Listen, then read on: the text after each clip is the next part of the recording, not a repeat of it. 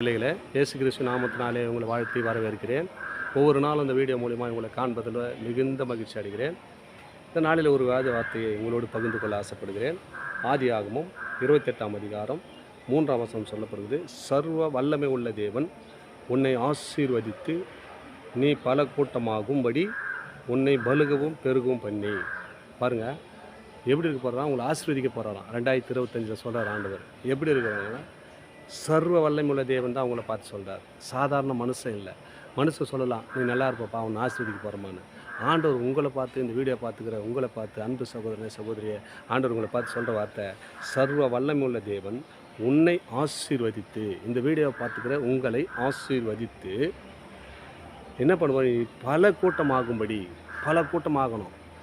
கணவன் மனைவி திருமணம் ஆகிருக்கலாம், குழந்தை பிறந்து பேர பிள்ளைங்க பேர பிள்ளைங்க அப்படியே பல கூட்டமாக ஆக போகிறீங்கன்னு ஆண்டவர் உங்களை பார்த்து சொல்கிறார். 2025 என் வாழ்க்கையில் இது வரைக்கும் என் வாழ்க்கையில் இருந்து நடக்கலை, என் கூட்டமே இல்லை, அப்படியே எங்கள் வீட்டு ஒரு சந்ததி பெருக்கம் உண்டாகிறது இருக்கிறது என்று நினைக்கிறியா?